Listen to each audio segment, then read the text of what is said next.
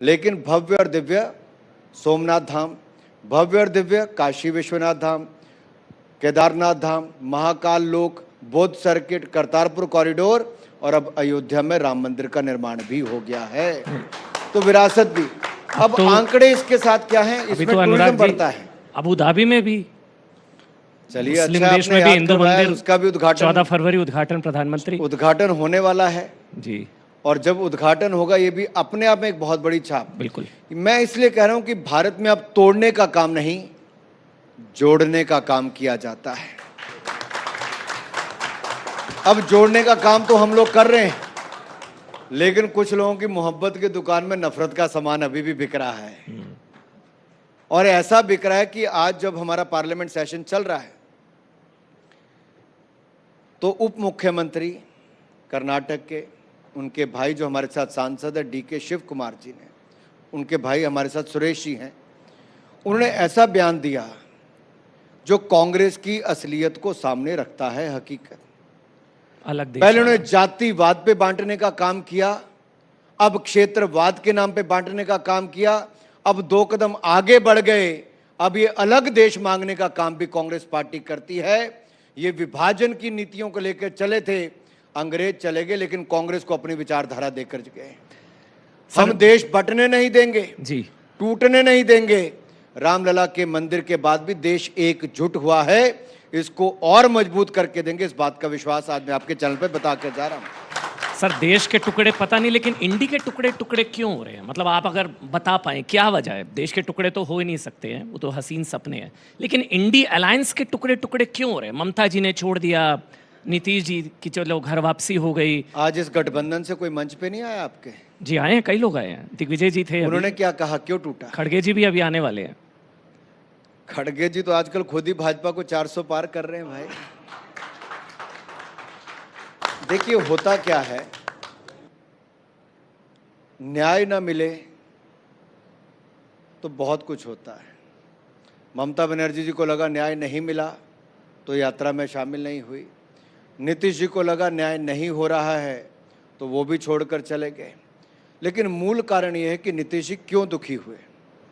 बिहार में जंगल राज रिटर्न, ये हमने कहा था जब ये सरकार बनी थी, उसके बाद के आंकड़े न्यूज़ 18 को दिखाने चाहिए देश भर में कि कैसे लालू यादव और तेजस्वी यादव के आने के बाद बिहार में गुंडा राज, माफिया, भ्रष्टाचार को बल मिला। जिन लोगों ने भैंसों का और जानवरों का चारा नहीं छोड़ा था और जो समाजवाद की बात करते थे, उन्होंने गरीब व्यक्ति से जमीन के बदले जॉब देने का काम किया। ऐसा कोई बचा नहीं जिसको इस गठबंधन ने ठगा नहीं। और ये श्रीमान अरविंद केजरीवाल जी उनके नए सहयोगी हैं, उनको तो आप जिन्होंने कोई ऐसा क्षेत्र छोड़ा नहीं जिसमें उन्होंने ठगा ना हो। हर क्षेत्र में जाके भ्रष्टाचार, अराजकता, अपराध, ये आम आदमी पार्टी में आपको रोज मिलेगा।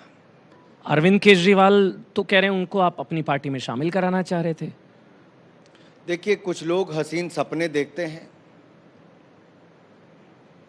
कुछ लोग हसीन सपने देखते हैं और जो मेन विषय है, मूल विषय है, उससे ध्यान भटकाने का प्रयास करते हैं।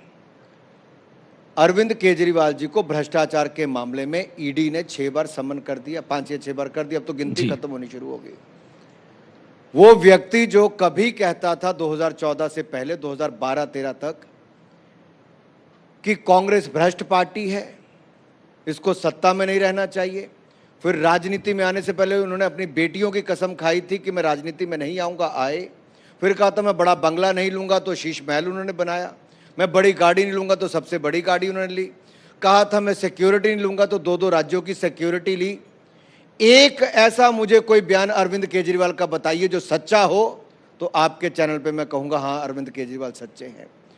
झूठ पे झूठ बोलने का काम जिस व्यक्ति ने किया, जिसने हर किसी को ठगने का काम किया, ऐसी क्या मजबूरी है कि वो क्यों ईडी का सामना नहीं करते हैं, क्यों जवाब नहीं देते? वो सर्टिफिकेट देते थे मनीष सिसोदिया को, ईमानदार है, देते थे कि नहीं देते थे? कहाँ है आजकल वो मनीष सिसोदिया? कहाँ है? जेल में है। संजय सिंह को ईमानदारी का सर्टिफिकेट देते थे, कहाँ है आजकल? जेल में है। अमनतुल्लाह को सर्टिफिकेट देते थे, कहाँ है वो आज? जेल में है। फिर जैन साहब का नाम क्या है? सत्येंद्र जैन हेल्थ मिनिस्टर का। अब वो 1.5 साल दिल्ली का स्वास्थ्य मंत्री जेल में रहा और उनका जो मॉडल अपना कहते थे उसमें क्या है, फर्जी। एक एक फोन नंबर पर कितने लोगों के नाम लिखे हैं कि उनका इलाज मोहल्ला क्लिनिक में हो, कितने हजार करोड़ का घोटाला वहां पर हुआ। कोई ऐसा क्षेत्र छोड़ा नहीं जहां पे घोटाला ना हुआ। इसलिए इन लोगों से आज लोग दुखी हो चुके हैं।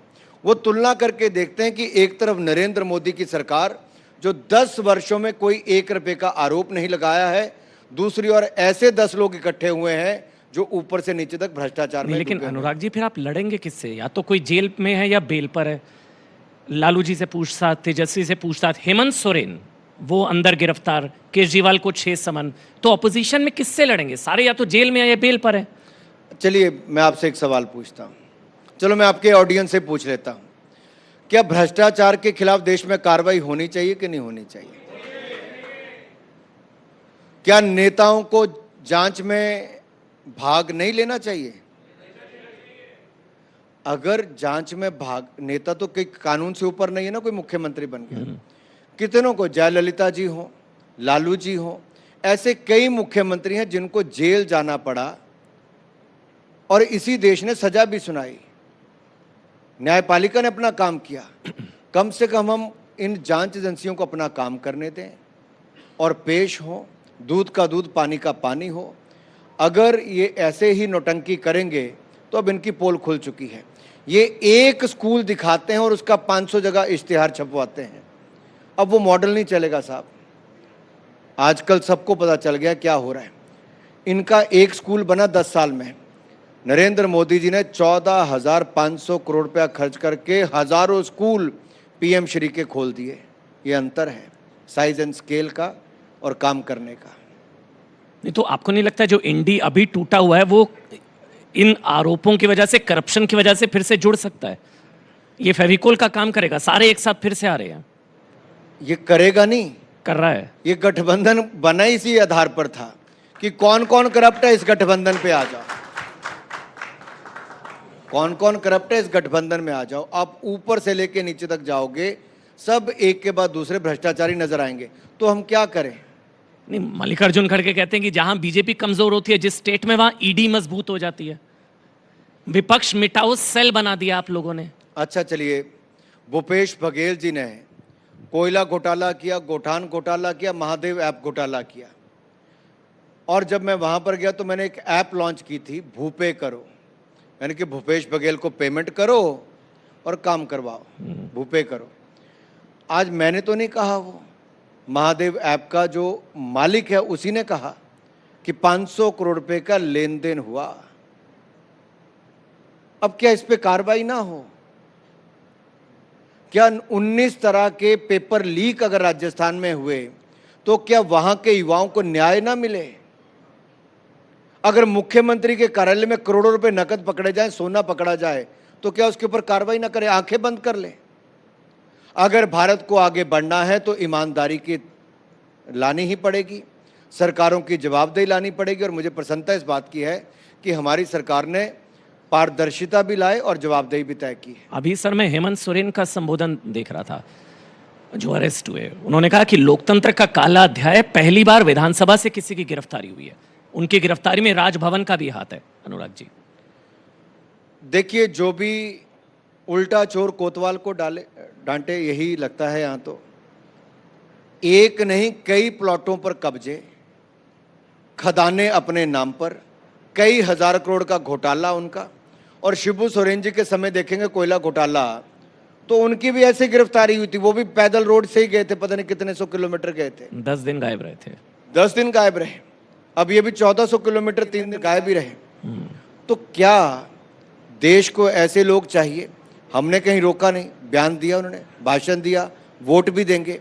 जो उनका अधिकार है वो उनको मिल रहा है। लेकिन अगर भ्रष्टाचार किया तो उसके खिलाफ उनको जवाब देना ही पड़ेगा।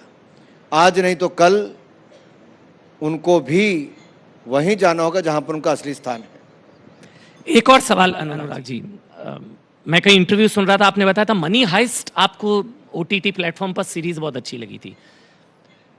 आपका एक ट्वीट भी मैंने पढ़ा, आपने कहा कि भाई जब हमारे पास खुद की मनी हाइस्ट है तो हमको वो देखने की क्या ज़रूरत है। तो मनी हाइस्ट के कौन से मतलब कैरेक्टर्स को आप इंडी के नेताओं से जोड़ सकते हैं? प्रोफेसर कौन, बर्लिन कौन, टोक्यो कौन, कुछ अगर?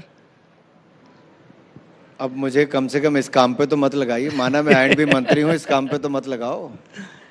लोगों को सिर्फ इतना जानने का अधिकार जरूर है, ये इनकी गाड़ी कमाई का पैसा है जो ईमानदारी के साथ टैक्स देता है देश के विकास के लिए। जी, आज उसका अधिकार है कि वो जवाब मांगे कि उसका पैसा कहाँ खर्च हुआ।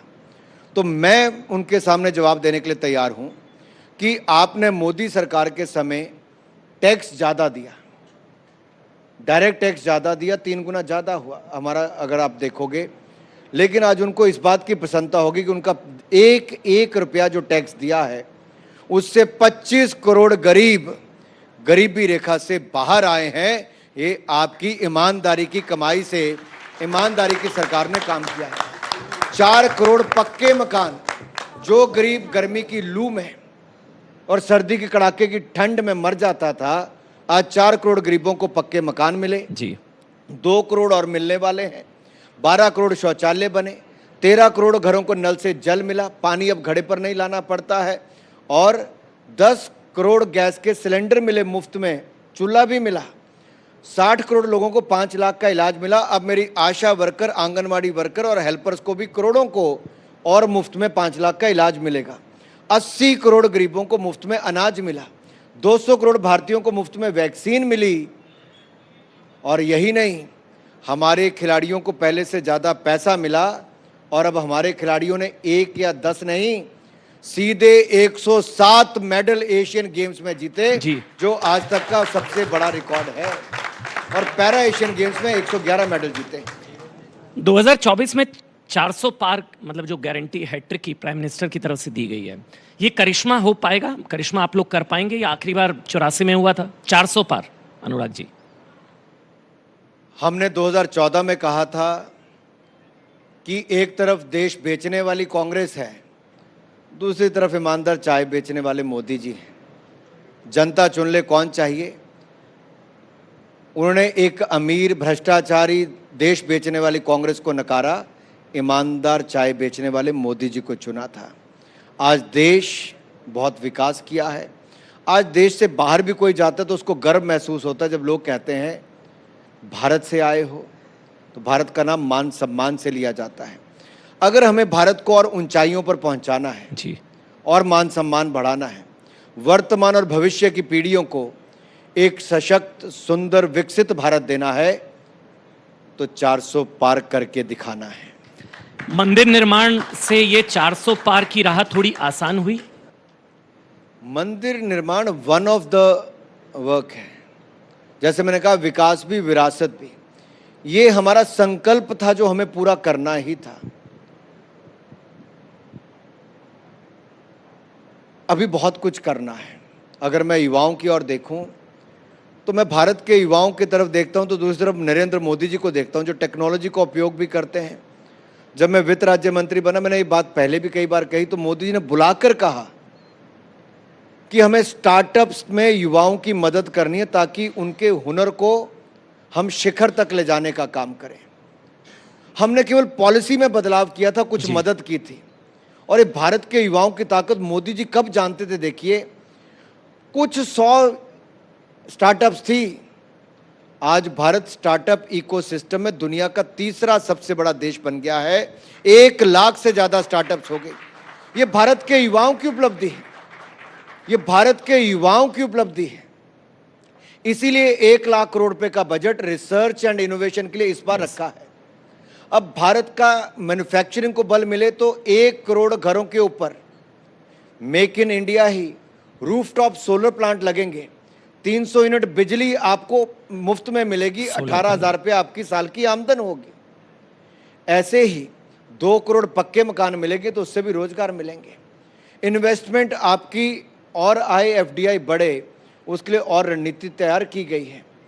तो हर क्षेत्र के लिए कुछ ना कुछ किया गया। साथ ही साथ पिछले साल 10 लाख करोड़ का अगर कैपेक्स था, तो इस साल 11,11,111 करोड़ रुपया आज तक का सबसे बड़ा बजट में प्रावधान आधारभूत ढांचे के लिए किया है।